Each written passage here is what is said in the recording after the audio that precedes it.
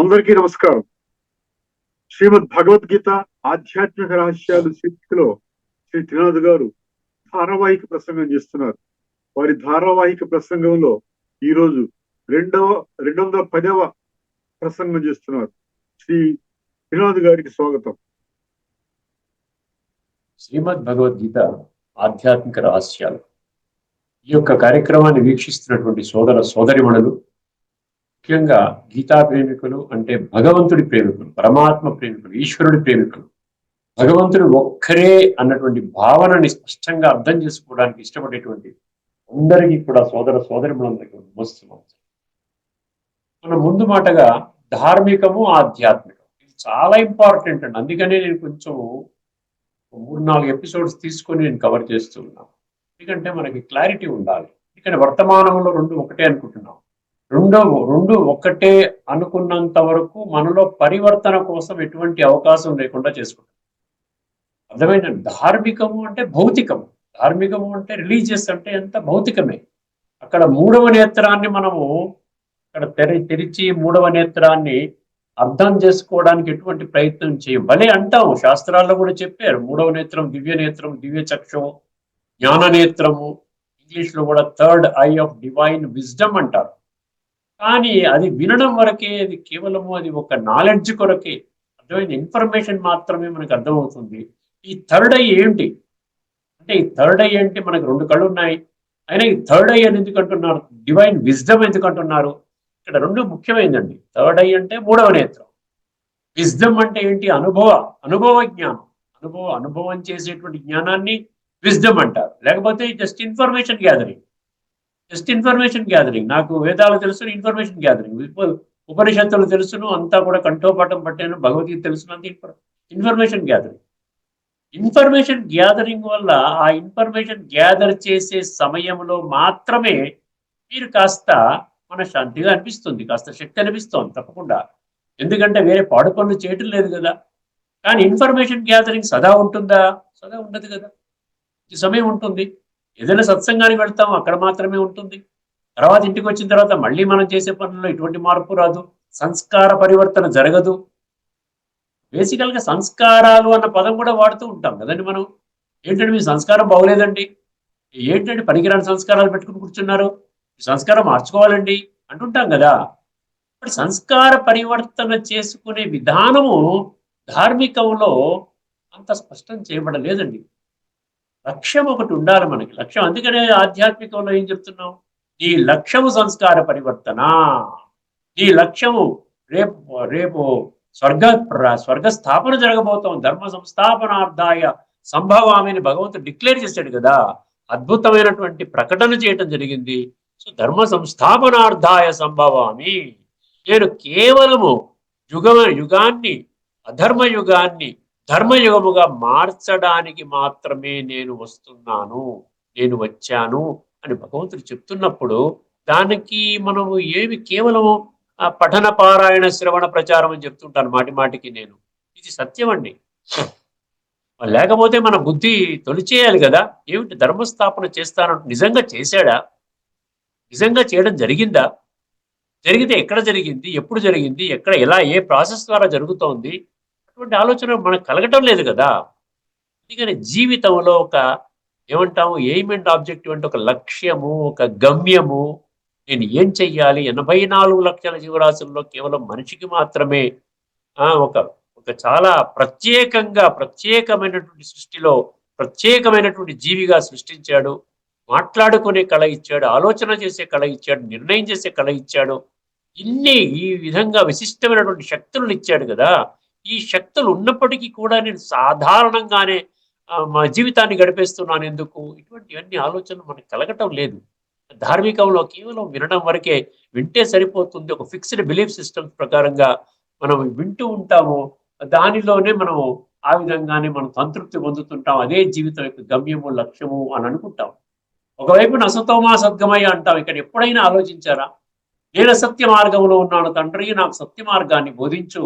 తమసోమా జ్యోతిర్గమయ, నేను అజ్ఞాన అంధకారంలో ఇంకా వెతుకుతున్నాను, ఎక్కడ భగవంతుడు ఉన్నాడు, ఎక్కడ మంచి మార్గం ఉంది, ఎక్కడ నా జీవితానికి సదాకాలికంగా సుఖము, శాంతి, ఆనందము, ప్రేమ, ఆప్యాయత కరుణ, జాలి, పవిత్రత ఇటువంటి దివ్య గుణాలు నాలో ఎప్పుడు వస్తాయి? నా నుండి అసూయ, ద్వేషము, అహంకారము, క్రోధము, లోభము ఇటువంటి విషయ వికారాలతో కూడుకున్న ప్రవృత్తులు ఎప్పుడు మాయమవుతాయి? భగవంతుడా నాకు మంచి మార్గాన్ని చూపించు అని మనం అడుగుతున్నాం కదా. అసతో మా సద్గమయ, తమసో మా జ్యోతిర్గమయ. ఏ జ్యోతి స్వరూప, భగవంతుడు జ్యోతి స్వరూపుడు అండి. మీరు అంగీకరించినా అంగీకరించకపోయినా భగవంతుడు నిరాకారుడు, జ్యోతి స్వరూపుడు. అర్థమైంది? విశ్వాత్మనందరికీ తండ్రి, దివ్య గుణాల సాగరుడు, త్రిగుణాతీతుడు, ద్వంద్వాతీతుడు, భగవంతుడు విశ్వాత్మనందరికీ తల్లి, తండ్రి. ఇన్ని విధాలుగా భగవంతుడు ఖచ్చితంగా భగవద్గీతలో 574 శ్లోకాల ద్వారా మనకి స్పష్టం చేయడం జరిగింది. అయినా కూడా ఇంకా తమస్సులోనే ఉండడానికి ఇష్టపడుతున్నామండి. తమస్సు నుండి ధార్మిక జగత్తులో, తమస్సు నుండి సాత్వికంగా మారే ప్రక్రియని అక్కడ ఎక్కడా కూడా తెలియజేయబడటం లేదు. తమసోమాజ్యోతి, నేను తమస్సులో ఉన్నానంటే భక్తుడు అంగీకరిస్తున్నాడు, నేను కుళ్ళిపోతున్నాను, నన్ను ఈ కుళ్ళు నుండి బయటికి తీయి, ఏ భగవంతుడు మంచి మార్గం చూపించు. దానికి సమాధానంగానే భగవంతుడు మన భగవద్గీతని తత్వజ్ఞాన కోణంలో మళ్ళీ మన అందరికీ కూడా పునః, ఇక్కడ గీతలో భూయః అంటాడు చాలా శ్లోకాలు. భూయః అంటే మరలా. ఏవాయం మయా తెద్ది యోగ ప్రోక్త పురాతన అంటాడు. సరే, పురాతన యోగం చెప్పిందే అంటే కల్ప క్రితము చెప్పిందే మళ్ళీ ఇప్పుడు నేను రిపీట్ చేస్తున్నాను. నాయనా నేను వచ్చాను, నేను నిజము, నేను రియలు, నేను ఏదో ఊహాజనిత కాదు, అబ్స్ట్రాక్ట్ అంటారు ఇంగ్లీష్లో.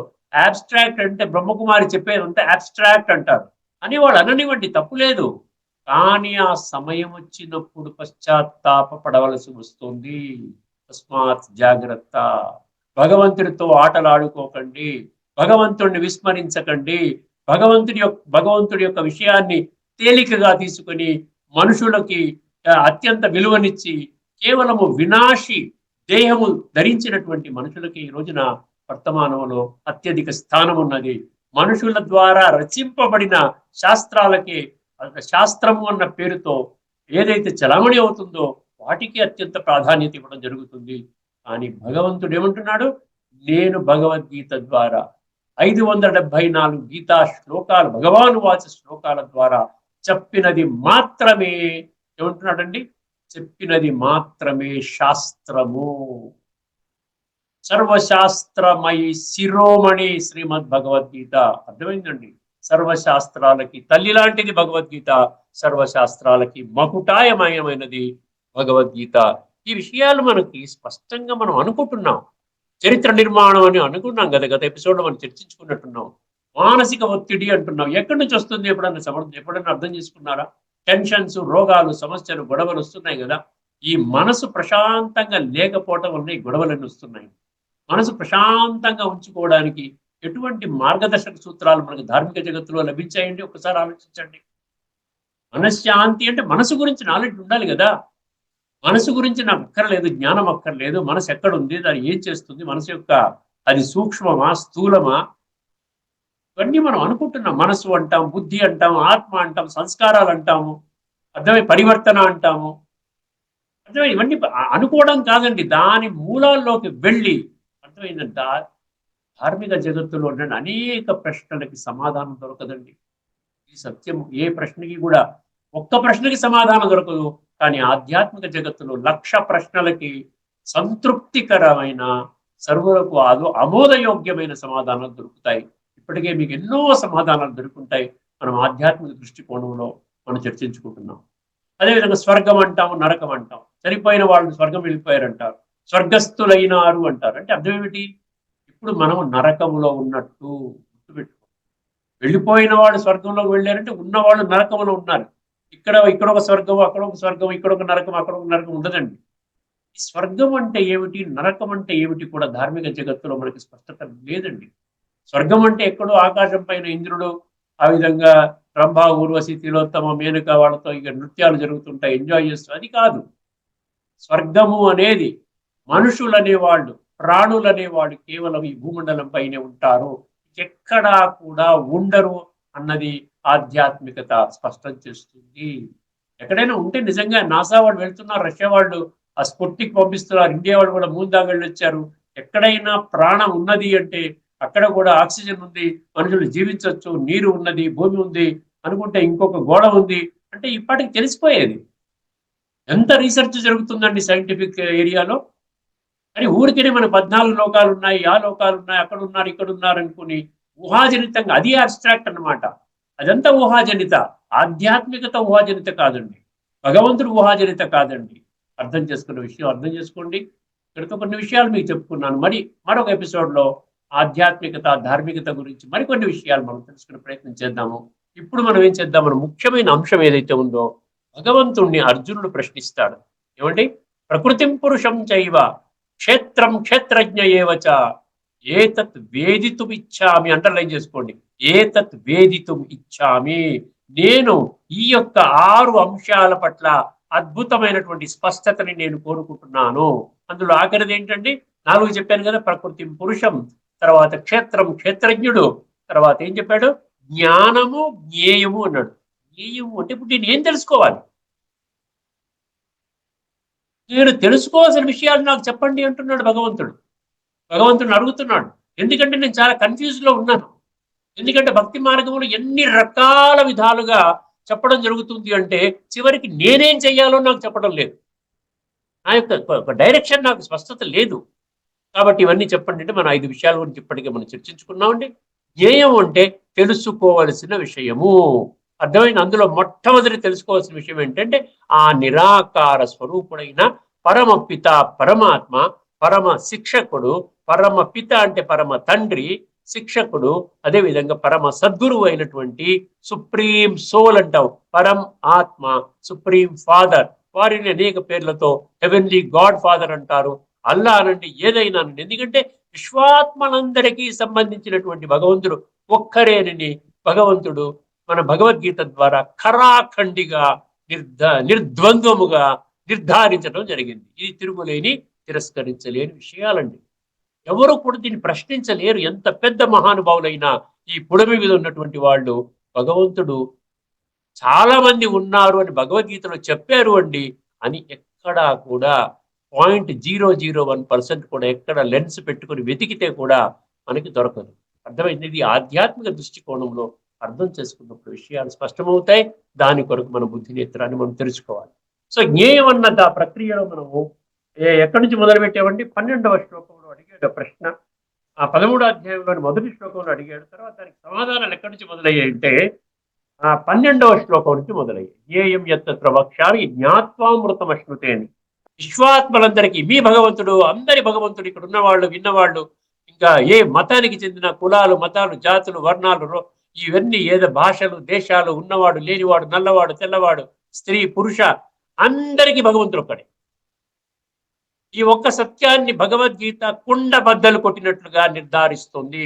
అనేక రుజువుల ద్వారా నిర్ధారిస్తుంది. శివుడి నుండి ఆత్మ వెళ్ళిపోయే ప్రయాణ కాలంలో ఆ యొక్క స్థితిగతులు కేవలం ఆ ఒక్క ఆత్మకే తెలుస్తాయండి. అక్కడ శోభ పడకూడదండి ఆత్మ.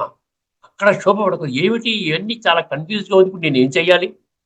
ఇప్పుడు నేను అంతిమ క్షణంలో అయిపోయింది, ఇంకా అయిపోయింది. డాక్టర్ గారు చెప్పేశారు ఎనీ మూమెంట్ వదిలేస్తారండి, కాస్త తులసి నీళ్లు పెట్టుకోండి, దగ్గర గంగా నీళ్ళు తెచ్చినట్టు ఇది పెట్టి నోట్లో పోయండి, ఏదో చెప్తా ఉంటారు వాళ్ళకి తోచిన విధంగా. అటువంటి సమయంలో ఆత్మ యొక్క క్షోభను అర్థం చేసుకోండి. అటువంటి సమయంలో ఏంటి, ఇంత బుద్ధి ఉన్నటువంటి మనిషిని నేను సాధారణ విషయాల్లో నాకు కూడా రానటువంటి ఆస్తులు, దాంట్లో దీంట్లో గొడవల్లో పడిపోయి నా ఎంటైర్ సమయాన్ని అంతా వృధా చేసుకున్నాను. సాక్షాత్ భగవంతుడు వచ్చాడు అన్న సంగతి కూడా చెప్పినా దానిని కూడా నేను సంశయించి రిజెక్ట్ చేశాను. ఇప్పుడు నా గతి ఏమిటి? నా సద్గతియా, దుర్గతియా? ఇటువంటి భయంలో ఉండకూడదండి. ప్రయాణకాలే మనసాచలేన భక్తి ఆయుక్తో యోగ బలేన చైవ ప్రాణమావేశ్య సమ్యక్ సతం పరమ పురుషముపైతి దివ్యం. ఏం చెప్తున్నాడు? సదా నీకు పరమాత్మనే గుర్తుకు రావాలంటే పరమాత్మకు పరిచయమే లేనప్పుడు. అందుకనే భగవంతుడు ఇన్ని డిఫరెంట్ డైమెన్షన్స్ లో చెప్తున్నాడు. ఇప్పుడు ముందుకు వెళదామంటే కొంచెం ఈ ఒక్క శ్లోకాన్ని చర్చించుకుంటే మనకి బాగుంటుంది ఈ యొక్క ఎపిసోడ్లో. ఇదేమంటప్పుడు ఏంటంటే మనం చెప్పాం కదా, ఆ విధంగా సర్వేంద్రియ గుణాభాసం చెప్పుకున్నాం కదా ఎపిసోడ్లో. ఇప్పుడు అది 13వ అధ్యాయంలోని 13వ శ్లోకం అండి. చాలా స్పష్టంగా ఉంది, చాలా ఈజీ అండి. ఏమి ఈజీ, ఒక లక్ష్యము, గమ్యము చాలా క్లియర్గా ఉండాలి, దృఢ నిశ్చయం ఉండాలి, బుద్ధినేతం తెలుసుకోవాలి. సత్య మార్గంలో నడుస్తాను, మిగతా అవన్నీ నాకు అవసరం లేదు. నేను అన్న అసతామో సద్గమయ, ఈ అసతోమా సద్గమయ అని మేము అనవండి. ఇంకా నేను అసత్య మార్గంలో ఉన్నాను అనక్కర్లేదు. ఎప్పుడు అంటాము? మనకు ఆ సత్యత తెలియనప్పుడు అనాలి. అజ్ఞాన అంధకారం నుంచి బయటపడిపోయినప్పుడు ఇంక అనవలసిన పని లేదు. మృత్యోర్మ అమృతంగమయ్య. ఈ మృత శరీరంలోనే అమృత తత్వం అంటే ఆత్మ ఇక్కడ నివసించి ఉన్నది. ఈ ఆత్మని నేను, ఇది వజ్రము, ఇది పెట్టి మాత్రమే, ఇది కరెంటు, ఇది తొడుగు మాత్రమే. అర్థమైందండి? ఇది ఇంకా ఏం చెప్పాలి? ఇది పక్షి, ఇది పంజరం మాత్రమే, ఇది ఒక వజ్రము, ఇది పెట్టి చెప్పాను కదా. సో ఈ విధంగా మనం క్లారిటీ వచ్చినప్పుడు మనకేమవుతుంది? ఈ యొక్క అభ్యాసంలోకి వెళతాం అనమాట. బహిరంతశ్చ భూతానాం అచరం చరమేవ చ. చూడండి, బహిరంతశ్చ భూతానాం అచరం చరమేవ చ సూక్ష్మత్వా తదవిజ్ఞేయం దూరస్థం చ ఆంతికే చ తత్. ఇది శ్లోకం అండి. 13 పద్యాలు. ఒక్కొక్క పదాన్ని విచ్ఛేదన చేసుకోండి, అర్థం చేసుకోండి. బహిరంతశ్చ అన్నాడు. బహి అంత. బహి అంటే బాహ్య, ఎక్స్టర్నల్. అంతశ్చ అంటే ఇంటర్నల్. ఇంటర్నల్ గా ఎక్స్టర్నల్ గా కూడా నేను కనబడతానంటున్నాడు భగవంతుడు. ఇంటర్నల్ గా అంటే ఆత్మానుభవం. ఆత్మిక స్థితిలోకి రావడానికే మీరు అభ్యాసం చెయ్యాలి. నేను పదే పదే చెప్తున్నాను. పరమాత్మ గురించి మీరు ఎటువంటి ప్రయత్నము చేయక్కర్లేదు. భగవంతుడి గురించి మీరు ప్రయత్నం చేయక్కర్లేదు. మీరు చేయవలసిందల్లా first step, only step, primary step, most important step ఏంటి? I'm a soul, I'm not body. నేను ఒక ఆత్మస్వరూపాన్ని. ఈ అభ్యాసమే బ్రహ్మకుమారి సెంటర్లో ఒక నెల రోజులు డైలీ ఒక అరగంట గడిపితే చాలు, మీకు ఆత్మానుభవం వచ్చేస్తుంది. 1200 ఏమిటండి ఎన్నున్నాయండి? 1200 నెలలు ఉన్నాయంటారు. అర్థమైంది? 100 సంవత్సరాల జీవితం అంటే 1200 నెలలు. అందులో ఒక్క నెల టైం తీయండి. అర్థమైందండి? 36,500 రోజులు 100 సంవత్సరాలు అంటే. అందులో కనీసం ఒక 500 రోజులు కూడా అక్కర్లే, 100 రోజులు తీయండి.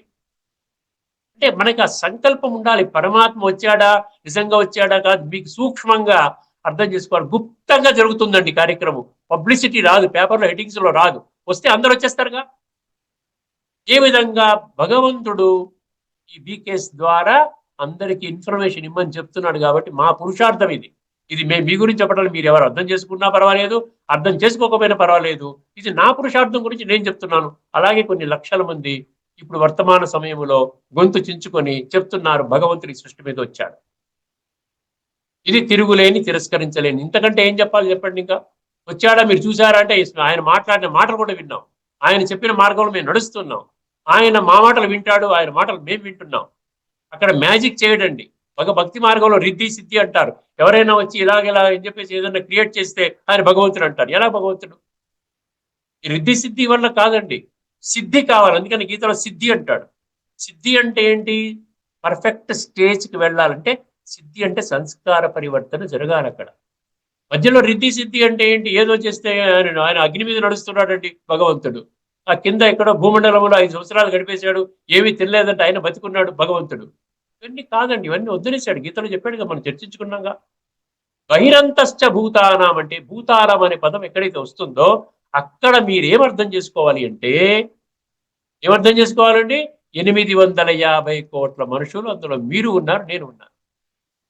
బహిరంతశ్చ భూతానాం. బహి అంటే ఏం చెప్పారు? బాహ్య. అంత అంటే ఆత్మ. సో ఆత్మ ప్రకారంగా మీరు ఆత్మానుభవ స్థితికి వచ్చినట్లయితే పరమాత్మ నుండి శక్తులు, గుణాలు వస్తాయి. ఎందుకంటే అది మీడియం. శరీరం అనేది మీడియం కాదు. శరీరము ద్వారా మీరు ఏమైనా చెయ్యండి.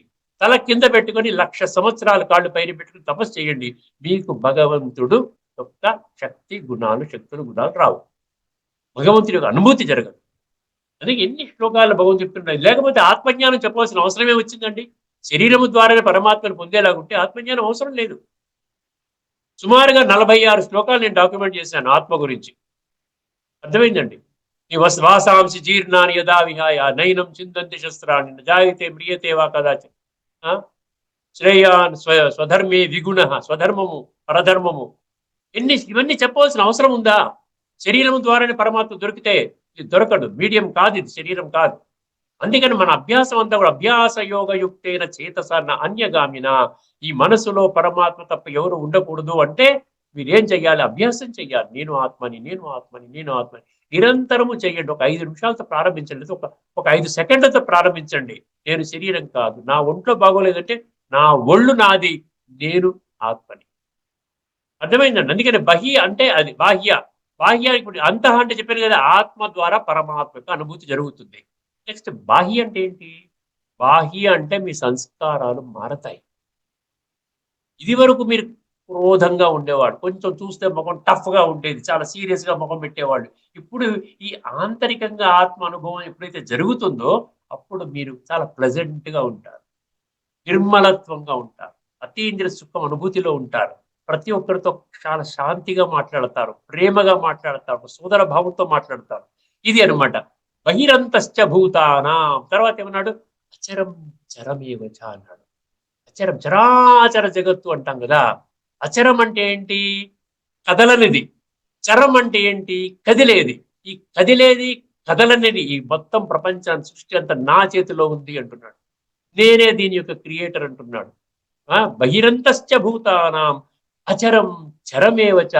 తర్వాత ఏమన్నాడు? సూక్ష్మత్వాత్ అన్నాడు. అర్థమైందండి? అచరం అంటే ఏంటి? ఆ చరం అంటే ఏంటి?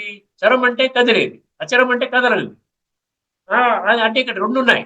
ఒకటి ఏమో శరీరము, ఒకటి ఆత్మ. అర్థమైందండి? శరీరం జడమైపోయింది అనుకోండి, కదులుతుందా? కదలదు. అదే విధంగా మ్యాటర్ అంటారు, ప్రకృతి అంటారు. చరం అంటే ఏంటి? ఆత్మ కదులుతుంది. అర్థమైంది? అంటే రెండు ఈ యొక్క హ్యూమన్ బీయింగ్ లో, హ్యూమన్ ప్లస్ బీయింగ్ అంటాం, హ్యూమన్ బాడీ అనం కదా, జీవుడు ప్లస్ ఆత్మ, ఇదంతా కూడా నా యొక్క సృష్టి. అచరం చరమేవచ సూక్ష్మత్వాత్ తత్ అవిజ్ఞేయం అన్నాడు. చాలా జాగ్రత్తగా వినండి. సూక్ష్మము నేను, జ్యోతి స్వరూపము నేను, స్థూలము కాదు. ఈ రెండు భౌతిక చర్మ నేత్రాలతో నన్ను మీరు చూడలేరు. భగవాను వాచ భగవంతుని మాటలకు విలువనివ్వండి. ఇన్నాళ్ల వరకు, ఇప్పటి వరకు మనం మనుషులు, సాధువులు, సన్యాసులు, గురువులు, వాళ్ళ మాటలు, వీళ్ళ మాటలు, పీఠాధిపతులు అంటారు, లేకపోతే మహామండలేశ్వరులు అంటారు, జగద్గురులు, వాళ్ళనేమి నేను అగౌరవపరచడం లేదు. కానీ ఇప్పుడు పరమాత్మ వచ్చాడు కాబట్టి పరమాత్మ మాటలకి విలువనివ్వవలసిన సమయము ఇప్పుడు లేకున్నా మరి ఎప్పుడు లేదు. సూక్ష్మత్వాత్ అంటే నేను సూక్ష్మ స్వరూపములో ఉన్నాను, నేను మీకు కనబడను, అంత సులభముగా నన్ను తెలుసుకోలేరు. భగవంతుడు చెప్పేస్తున్నాడు, నన్ను అంత సులభంగా తెలుసుకోలేరు. ఎందుకంటే సులభంగా ఎవరిని తెలుసుకుంటాము? ఈ రెండు కళ్ళతో చూడగలిగేటువంటి గురువుల వర్తమాన సమయంలో గురువులు అంటున్నాము, లేకపోతే సాధువులు, సంతులు అంటున్నాం. అందుకని గురు పరంపర అనే పదం ఒకటి వచ్చింది. గురు పరంపర ద్వారానే మీకు భగవంతుడి యొక్క ప్రాప్తి దొరుకుతుంది అంటున్నారు. అది ఇప్పటి వరకు నడిచింది.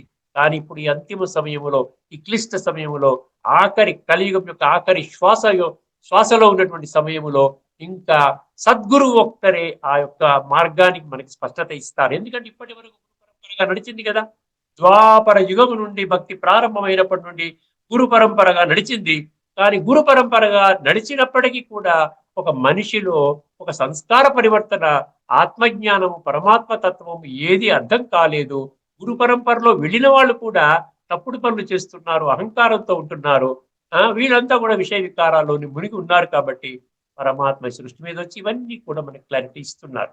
అర్థమైందండి? బహిరంతశ్చ భూతానాం అచరం చరమేవచ సూక్ష్మత్వాత్ తద్ అవిజ్ఞేయం అన్నాడు. అవిజ్ఞేయం అంటే ఏంటి? నన్ను తెలుసుకోలేరు. విజ్ఞేయం అంటే తెలుసుకోవడం, అవిజ్ఞేయం అంటే అంత ఈజీగా తెలుసుకోలేరు. నేను ఫిజికల్ కాదు, ఫిజికల్ కాదు, నన్ను నమ్మండి, నేను ఫిజికల్ కాదు, నేను పరమాత్మని, నేను నిరాకార స్వరూపాన్ని, నేను జ్యోతి స్వరూపాన్ని, బిందు స్వరూపాన్ని, పరంధామ నివాసిని. అందుకనే సదా పావనంగా ఉంటాను. నాకు ఎటువంటి ఈ త్రిగుణాల యొక్క ప్రభావం పడదు, మురికి రాదు నా దగ్గరికి. నేను ఎప్పుడు ఎవరు ప్యూర్గా ఉంటాను కాబట్టి నేను మిమ్మల్ని ప్యూర్ చేయగలుగుతున్నాను. మిగతా వాళ్ళు ఎవరు ప్యూర్ కాదు.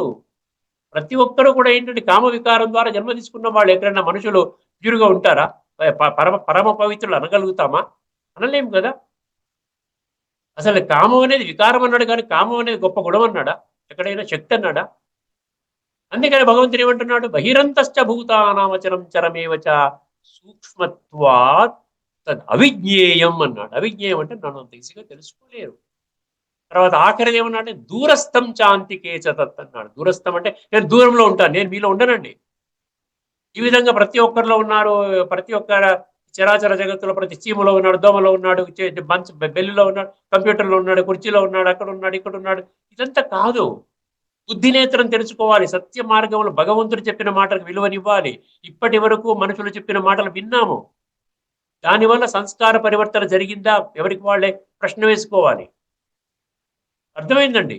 అందుకనే దూరస్థం చాంతికే ఏమన్నాడు? దూరస్థం అవిజ్ఞేయం బహిరంతశ్చ భూతానవచరం చరమేవ చ సూక్ష్మత్వాత్ తదవిజ్ఞేయం దూరస్థం చ ఆంతికే చ తత్ అన్నాడు. దూరస్థం చ ఆంతికే చ తత్ అంటే ఏంటి? నేను చాలా దూరంగా ఉంటాను, కానీ మీరు ఆత్మిక స్థితిలో పరమాత్మక స్మృతిలో ఉంటే, అంటే నా స్మృతిలో ఉంటే నేను మీ గుండెలో దూరిపోతాను, మీ హృదయంలో కూర్చుంటాను, మీ ఆత్మ పక్కన కూర్చుంటాను, మీకు మంచి మార్గదర్శక డైరెక్షన్ ఇస్తాను, చాలా స్పష్టంగా మిమ్మల్ని తీర్చిదిద్దుతాను. నన్ను నమ్మండి, నేను పరమ శక్తివంతుణ్ణి, నాకంటే గొప్ప శక్తి, నాకంటే పరమమైనటువంటి ఇంకో శక్తి ఇంకొకటి లేదు, నేనే హైయెస్ట్. అటువంటి నా సమానంగా తీసుకుని వెళ్ళేటువంటి స్థాయికి తీసుకుని వెళ్ళే జ్ఞానము ఆ విధంగా నేను ఇస్తున్నాను, విజ్డమ్ ఇస్తున్నాను మీకు, గమనించండి అంటున్నాడు. దూరస్థం చ అంతికేచ. అంతికేచ అంటే దగ్గరగా, దూరము దగ్గర ఎక్కడొచ్చింది?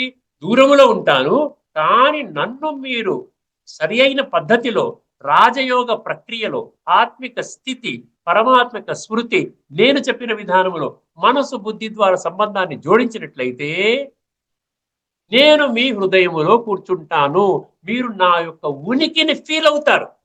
కూర్చుంటామంటే ఇప్పుడు మనం సర్వవ్యాపి అనేస్తాం, అయిపోయిందా? సర్వవ్యాపి అయినప్పుడు ఆ భగవంతుని యొక్క మనలో ఉన్నటువంటి భగవంతుని యొక్క ఉనికిని అనుభూతి చేస్తున్నామా? అది ఇంపార్టెంట్. అనుభూతి చేయకపోతే ఉన్నా ఒకటి, లేకపోయినా ఒకటి. అనుభూతి చేస్తే నాలో ఒక పరివర్తన జరుగుతుంది. నకారాత్మకం నుండి సకారాత్మకం, నెగిటివ్ నుండి వేస్ట్ నుండి పాజిటివ్లోకి వెళతాం. సంస్కారాలు ఇప్పటికీ కుళ్ళిపోయాయని భగవంతుడు అనేక శ్లోకాలు చెప్తున్నప్పుడు ఆ సంస్కార పరివర్తన చేసుకున్నట్లయితే, చేసుకున్న వాళ్ళు మాత్రమే స్వర్గంలోకి వస్తారు అనుకున్నప్పుడు ఖచ్చితంగా సంస్కార పరివర్తన చేసుకోవాలి. అందుకనే ఉన్నాడు, నేను చాలా దూరంగా ఉంటాను, కానీ మీరు నన్ను స్మృతి చేస్తే మీ హృదయంలో కూర్చుంటాను. అంతికి తత్వ. ఇదండి తత్వము. ఈ గీతా శ్లోకంలో, ఈ గీతా పుస్తకంలో ఏమి ఇచ్చాడో తెలుసుకుని ఈ యొక్క ఎపిసోడ్ని మనం సంపన్నం చేసుకుందామండి. జాగ్రత్తగా వినండి. చరాచర భూతములన్నింటికి బాహ్య అభ్యంతరముల యందు, బాహ్యాభ్యంతరముల యందు అంటే బాహ్యము అంతరము. చరాచర భూతములన్నింటికి అంటే గుర్తుపెట్టుకోండి, అందులో మీరున్నారు, నేనున్నాను, అందరూ ఉన్నారు. ఎవరైతే మనుషులు 850 కోట్ల మంది మనుషులు ఉన్నారో అందరూ ఉన్నారు. ఎవరైతే ఇది సంబంధం లేదు అనుకుంటారో వాళ్ళు వాళ్ళ జీవితాన్ని శ్రేష్టంగా తీర్చిదిద్దుకునే ఒక అవకాశాన్ని, ఒక సువర్ణ అవకాశాన్ని వాళ్ళు జార విడుచుకున్న వారు అవుతారు. దానికి వారే బాధ్యులు. చరాచర భూతములన్నింటికి బాహ్యాభ్యంతరముల ఎందు పరిపూర్ణముగా ఉండువాడును చరాచర రూపుడును అతడే. అంటే కొంచెం నేను తత్వం ఆధారంగా చెప్పినంత స్పష్టత భాష్యకారులు రాసుకోలేరు, ఎందుకంటే వాళ్ళకి జ్ఞానం లేదు కాబట్టి. చరాచర రూపుడును అతడే, అతి సూక్ష్మ బ్రాకెట్లో పరమాణు అని ఇచ్చాడు, అంటే ఆటం. అతి సూక్ష్మ పరమాణు రూపుడైనందున తెలుసుకొన శక్యము కానివాడు. చెప్పాను కదండి, తెలుసుకొన శక్యము కానివాడు. అతి దూరముగును, అతి దూరముగను, అతి సమీపముగను స్థితుడై ఉండువాడును అతడే. అర్థమైంది. రాబోయే ఎపిసోడ్లో ఈ యొక్క ఇదే పరంపరలో మరో 2 శ్లోకాలు ఉన్నాయి. ఆ 2 శ్లోకాలను చెప్పుకునే ప్రయత్నం చేద్దాం. అదేవిధంగా ధార్మికము ఆధ్యాత్మికములో కూడా ఇంకా కొన్ని ముఖ్యమైన విషయాలు, మిగిలిపోయిన విషయాలు కూడా తీసుకుని మనం చర్చించుకుందామండి. అందరికీ నమస్కారం అండి. అందరికీ సెలవు. అందరికీ నమస్కారము. లోకా సమస్తా సుఖినో భవంతు. ఓం శాంతి. శ్రీమద్ భగవద్గీత ఆధ్యాత్మిక రహస్యాల తత్వాన్ని సవివరంగా వివరించిన శ్రీ త్రినాథ్ గారికి ధన్యవాదాలు. నమస్కారం.